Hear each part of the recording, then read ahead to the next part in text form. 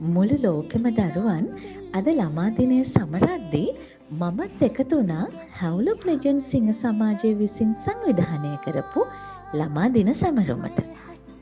එය ඉතා විශිෂ්ට අයුරින් සංවිධානය කරලා තිබුණා. දරුවන්ට තෑගි භෝග, ආහාරපාන, අනාගත ඉතුරුම් ප්ලෑන්, පාසල් උපකරණ, ක්‍රීඩා උපකරණ ඒ විතරක් නෙමෙයි රසකැවිලි මේ වගේ මහ ගොඩක් දේවල් එතන තිබුණා.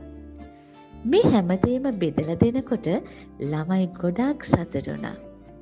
ඒත් ඒ අතරේ එයාලට කතා කරන්න තමන්ගේ දේවල් හරියට තිබුණා. හරියට කසකුසු හඬ ඇහුණා. අන්තිමට ළමයි ඔක්කොම පාසලේ ක්‍රීඩා පිටියට දාලා DJ එකක් සෙල්ලම් කරා. හිතා ගන්නත් බෑ. ළමයිගේ ලෝකෙ තිබුණේ එතන. එයාලට වෙන කතා කරන්න මොකුත්ම දේවල් තිබුණේ නෑ.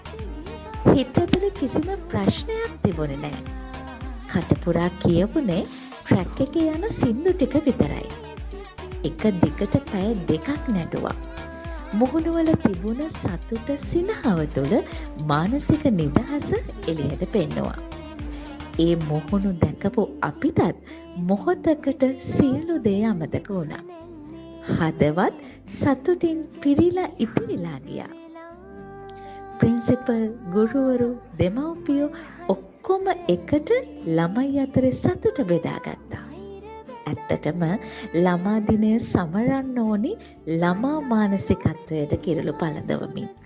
සරල දේවල් වලින්, ලස්සන දේවල් වලින්.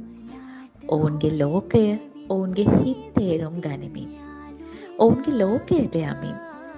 ඒ එනර්ජි එක ඇති මාසයක් සතුටින් අධ්‍යාපන කටයුතු වල නිරත වෙන්නට. සංගීතය, නැටුම්, චිත්‍රකලාව, රංගනය කියන්නේ මානසික සුව සහනය ලබා දෙන තෙරපි. දරුවන් නිතර මේවත් එක්ක මුසු කළ යුතුයි. එතනින් ලබන සතුට ශක්තියක් බවට පෙරළිලා ලොකු එනර්ජි එකක් ඇති වෙනවා අධ්‍යාපනය උපමට්ටම් කරන්නට.